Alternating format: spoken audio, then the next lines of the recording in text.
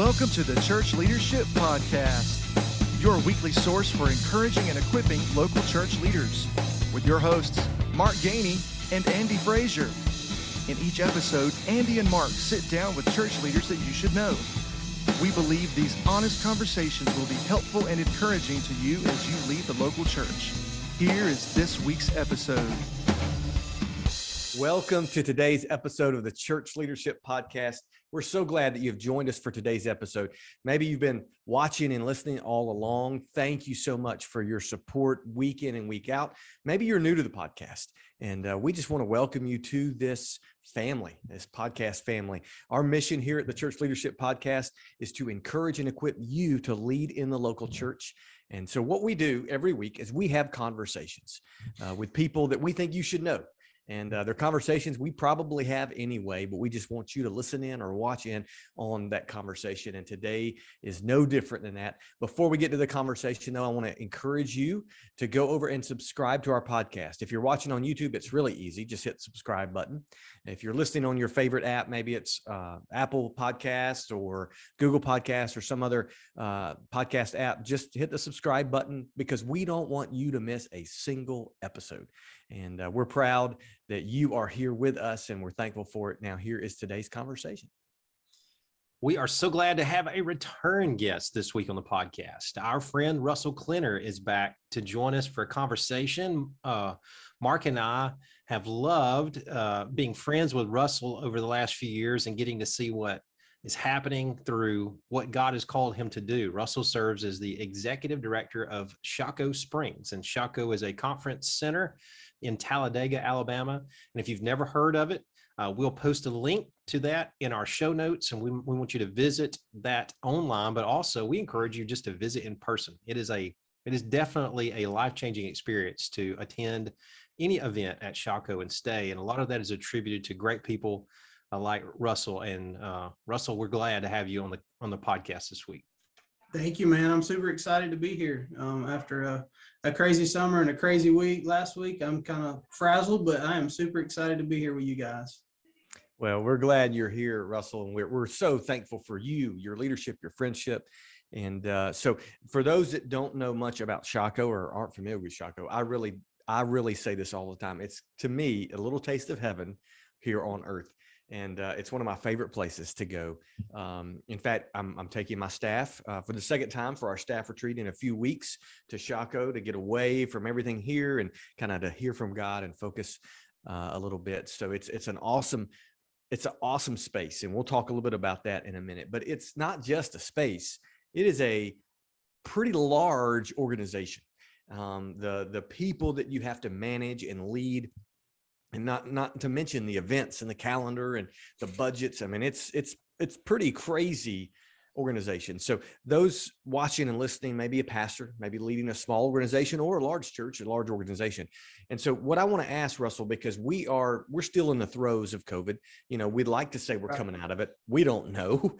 But what I have observed and seen kind of from a distance is you have led so well.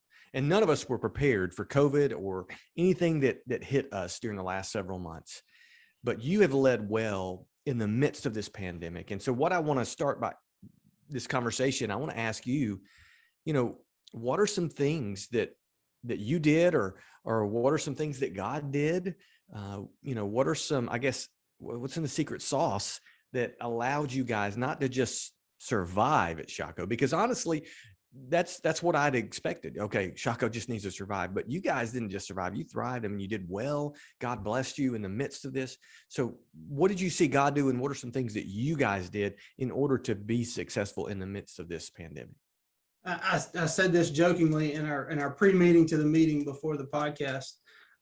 Ask me the easy question, like, what's the weather? Is it raining outside? What's the day's date?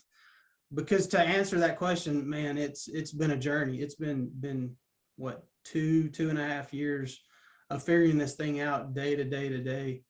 And I think from the leadership perspective of that, it has really built my reliance on God's will and God's guidance through that.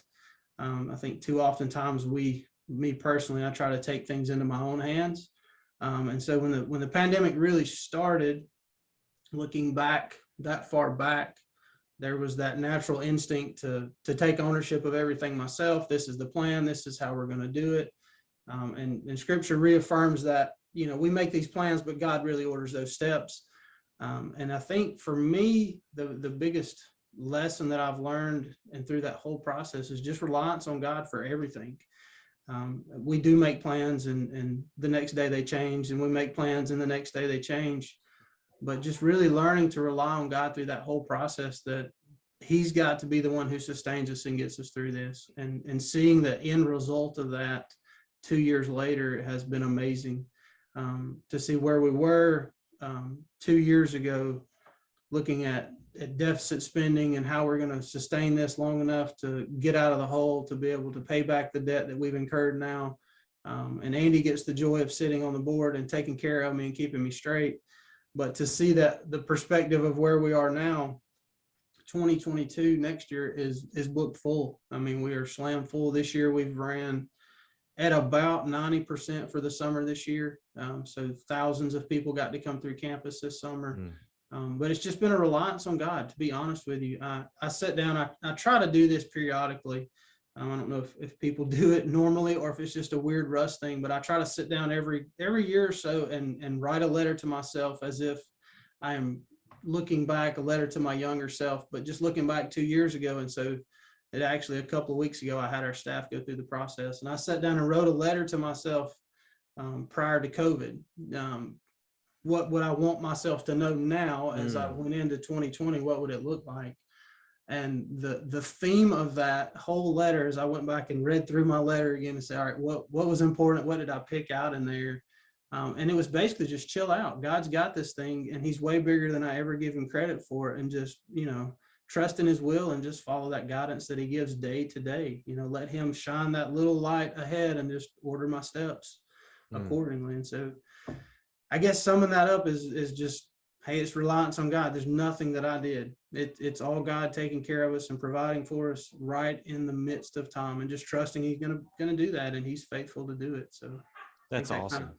Kind of sums it up where we are anyway. Yeah, that would make a good T-shirt to sell in the store there. Chill out, trust God. So isn't that always great advice? Chill out and trust God, right? That's it. Yeah, it was, and I really. My wife will tell you, I'm not one to sit on the sidelines and watch. Anytime something happens, I will jump in and just naturally want to take a little bit of leadership and take that control. And as the pandemic hit, it was, all right, here's what we're going to do. Here's how we're going to handle this. Here's the financial plan for the next 3 months. And if these groups cancel, this is what we're going to do. And it was like, as soon as I make those, and I'm sure the pastor feels the same way. As soon as you make the plans, the rug gets snatched out from underneath you, and you got to make a different plan every day. And it literally got to be the point where it was just, all right, there's nothing I can do. It's chill out. God's got it. He created COVID. He's going to take care of us on the other end of it, one way or the other. Russell, like you mentioned earlier, I get to see kind of on the inside of things serving on the board at Shaco. It's a pleasure to be on the front row to see God at work in and through this, not just this facility or this piece of property, but how through this organization, God has encouraged and helped so many people over the years, and especially even this year. This was a year where we needed somewhere like Shocco. We needed a place to get together, get away, to be refreshed, to be with each other and enjoy that. Tell us a little bit about leading this organization as far as a team of people. You have some fantastic people on your team. Maybe share with us a little bit about how you have done that in the way that you've probably been understaffed, just like a lot of people have. You've probably had expectations, like you mentioned, that are constantly changing, needs that are, hard to plan for. How has, and you've done this well. Let me just say this. You have led your team well, led by example. You lead them not just organizationally, but you lead them spiritually. What have you learned maybe in the process of leading a team through such a crazy year and a half? What has God taught you that maybe you can share with those who are leading in the church or leading an organization? From the Shaco perspective of it, keeping ministry as the primary targeted goal, and to explain that a little bit, Shaco, in the past, before the shortage of employees and all the stuff that we've had to deal with, the shortage of finances, we were compartmentalized a lot. We had, our lodging service team was over here and they took care of lodging services, and our food service team, and they took care of food service. And we had all these distinct silos of people that really ran those different chunks of the organization. And through the pandemic, we had to downsize drastically. I mean, we lost quite a number of employees. We had to go through some layoffs that were really tough back in the midst of when it was really bad last summer.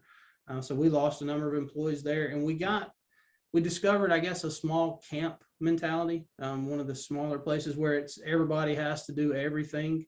And that really has been eye-opening to see our staff jump into that role and be supportive of each other. And it's no longer, and our staff would tell you, you never say that's not my job at Shocco. It doesn't matter if it's cleaning the toilet or vacuuming the pool. It's all of our role. We're here to serve and to take care of the guests regardless. And to see our staff really keep an eye on, this is the bigger picture. It's providing that environment for distinctly Christian life change, and in that environment where that can happen. And that's the big thing. And so I think keeping that big picture in front of them all the time has been vital, and getting out there and being a part of what's going on. Over the course of the summer, I had the opportunity to clean thousands of toilets and vacuum the pool and run bazooka ball and paintball and lifeguard and go cook. And having that connection and that reminder of these are the things that make everything else possible has been really good for our entire staff to be involved in. And so through that process, keeping the ministry of Shaco at the forefront was really cool. And at the same time, there was often times where I had that chance to get really distracted by everything. And you got to be a part of one of those experiences that, if you don't mind me sharing our experience, I'll try to keep some names out of it because I didn't get permission to share a story. But in the middle of the summer, we were wide open. We're serving about 90% of our guests with about, probably at that time, 65 to 70% of normal employees. So I'm super short staffed.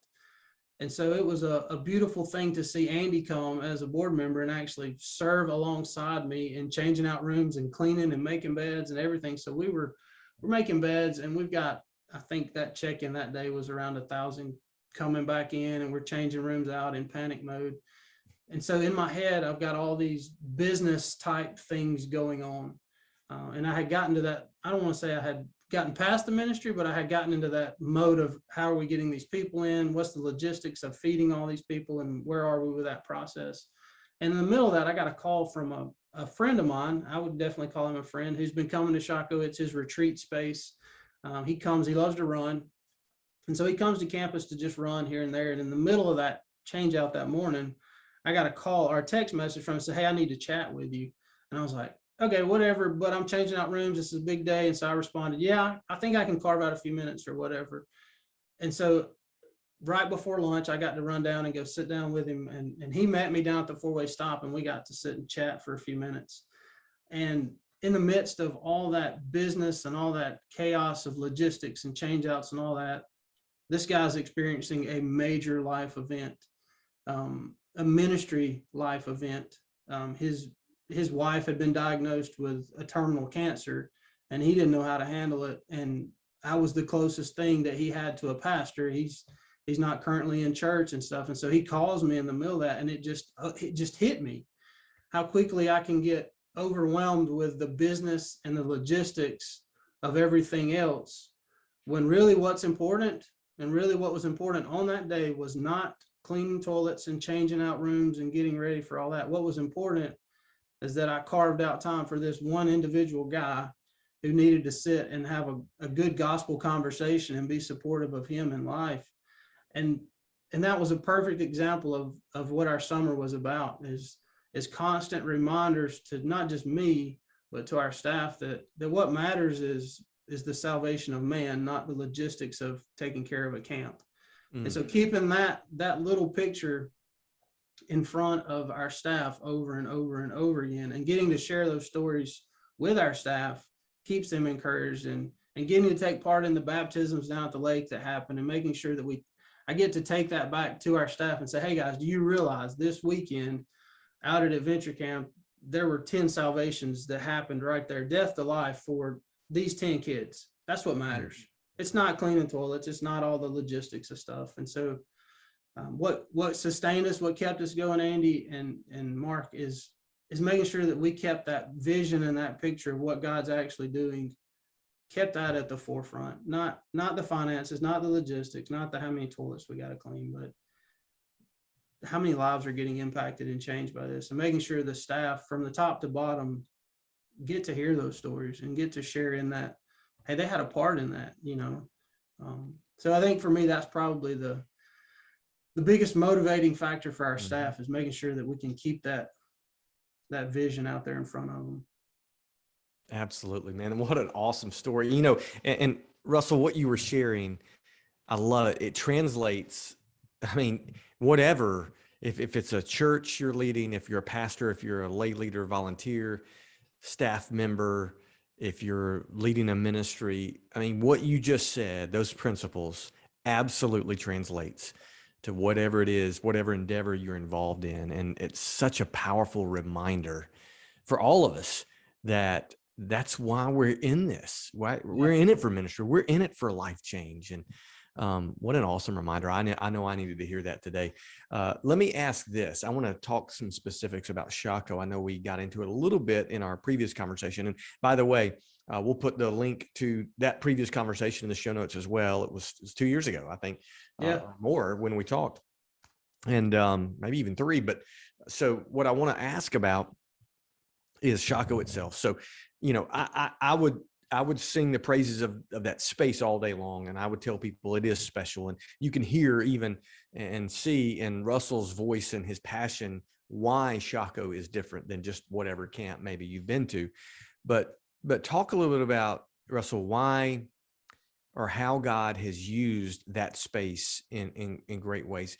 Just that opportunity, whether it's like what we're doing with our staff, getting away for a few days for a staff retreat, or if it's a camp, or if it's just a church using that space for certain things. What is it about Shaco that makes it so effective for God to intervene? We call them Kairos moments a lot in our church, in our network. We call them those moments where God intervenes in normal life. But what is it about Shaco that makes it so effective to really produce those moments where God meets you there?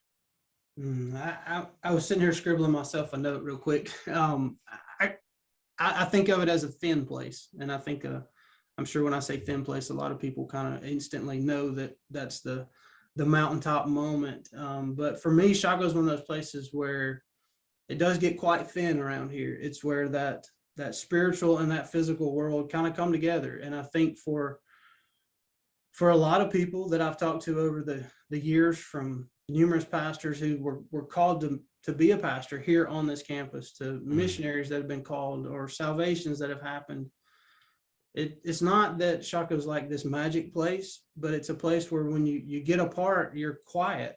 And it's not that God speaks any differently at any point in time. I'm convinced of that. I think he is that constant, and he's always there. It's just a matter of me. I'm not constant. I am always, just like I alluded to a minute ago before the meeting, it's chaos. I finished a board meeting. I went to Ecuador on a mission trip, and I'm just running like crazy. But for you, that guest that's coming to Shaco, when you get here, we try to remove every one of those distractions so that you can, for lack of a better word, shut up and listen to God. And when we can find that moment of quietness is when God is so capable of waking us up and just intersecting with our lives. And for me, I think Shaco is that thin spot where, hey, it happens over and over again. And it's not that it's a magical place. It's a magical environment. It's a place where God can talk to us, intersect in that spot where we finally remove everything else out of the way, and we'll make space for him. You know, it's kind of like that special prayer closet, or that special place I hope everybody has at the house, where, you know, hey, when I finally get to this spot and I can remove all this garbage from my life, I can create that space where God really wants to be anyway. And I think Shaco is that space for people when they get here. They're able to put aside the worries and the cares of everything else and just be quiet and listen to what it is God's got to say. And it's so cool, Mark. We serve typically in a normal year around 40,000 guests a year. And the mindset is a lot of those are youth and a lot of those are church groups, and they are. The bulk of them fall into that summertime. But past that, we do host tons of other groups, and people probably don't even realize it, but Russell, I pulled on the campus recently and I didn't know if I needed to feel anxious or safe because there were cop cars everywhere on campus. Yeah. I definitely drove a lot slower than normal. I can tell you that. So, and it's funny you said that. I was actually going to share with you guys like that. We serve Alabama Law Enforcement Association. They do some training events here at Shocco with us and have for the past couple of years. They are partnered with the Talladega track, and so they do some of their traffic homicide investigation training and lots of stuff here with us. So 3 or 4 weeks out of the year, they get to come and be a part of what's going on at Shocco. And for them, the law enforcement, they come in and it's a training environment. They're here to train. They're here to do these things. But subtly, Shocco gets to minister to these people. And it's a roundabout way to share the gospel with the world around us. And people see Shocco as this host facility, and that's all we get to do is we just host all these events. But it's bigger than that. For me and for our staff, we get to do that, but there's also an interjection of this is what it looks like as a Christian environment to serve you. Recently, we had the big fire up the laundry and our laundry facility burn, and I don't prefer not to have to go through all that story again. But as a byproduct of that, I got to share that story along the way with one of these law enforcement officers that was there, and I didn't think anything else about it. I got to share the story with him, talk to him, found out he was a former staffer. He had come through Shocco. He had made these connections. And a couple of weeks later, I'm sitting here working and I get a bing, I get an email that pops in and there's a random donation from a random state trooper who just loved his time here at Shocco. He was so refreshed by being here, loved being in the Christian environment, just spurred him on because he was here on our campus. He didn't come for a quote unquote spiritual retreat. He didn't come for the normal Shocco thing. He came for training for law enforcement, but he left recharged and rejuvenated because we got to share those stories of Shocco experiences with him. It's that to me is why we exist. I love everything that Shocco does because it's so diverse. I shared with somebody, I don't know what else I would do if I didn't work at Shocco because I can do everything, literally everything. But yeah, that's just a little taste of some of the stuff we get to see. I got a text message the other day from another one of our board members who was from a friend. He's a pastor. I think it was the aunt or the uncle was battling COVID, struggling with stuff. The nurse comes through and the nurse is wearing a Shocco shirt and happened to be a former summer staffer and got to sit and pray with this guy that was a COVID patient. And it was like, hey, Shocco, we had a piece of that, that student staffer that was here, whatever year it was changed because they were on this staff and on this campus. That's cool. And so just getting to watch all those things kind of plays into that whole, it's a thin place. It doesn't matter how you came through here, whether it was as a staffer or whether it was an intentional youth retreat or whether it was the law enforcement training that came through or Red Cross training or Habitat training or any of those myriad of other groups that we serve. When you get away and you get quiet, you get to experience God in a different way. That's right. Yeah, Mark mentioned it earlier, and I will agree totally. For me, for a lot of people that we know, Shocco is a very, very special place, and we're thankful for it. We're thankful for your leadership. Normally, we try to close out on, hey, Russell, try to encourage us with something. But this whole episode has been full of moments of you sharing about God's grace and provision and direction. And it's just been encouraging to hear how you have led your team and Shocco and all the great things there. Here's what I think would be a good way to end this episode today, Russell.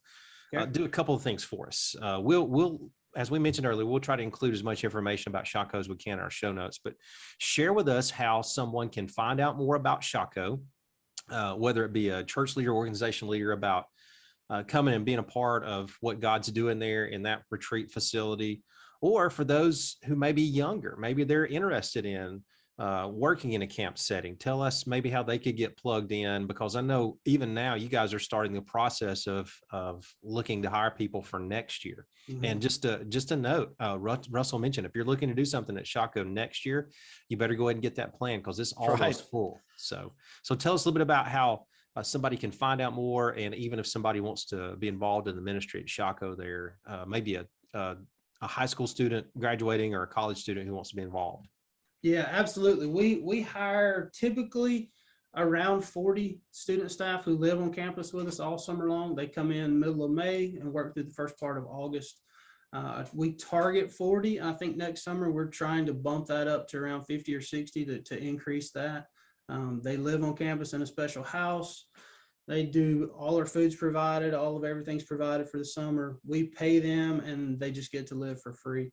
But it's more than just being on campus. It's a whole, I hate to use the word program, but it's a whole program. I mean, it's intense Bible studies all summer long. We do discipleship with them. We do worships during the end of the week. You get to live away from your parents, and you get to live in an environment with 40, 50 other kids just having fun and enjoying summer. So I would encourage anybody who's thinking about a summer job as a way to progress. I always think it's a good transition to college life. To be out for a summer and to learn what it is to live without your parents in a semi-safe environment, I think is awesome transition into college life, where you're now all of a sudden living by yourself. Teach a little bit of responsibility along the way. Online, shocco.org, hit the employment. I think it's about halfway down the page. There's a summer staff application.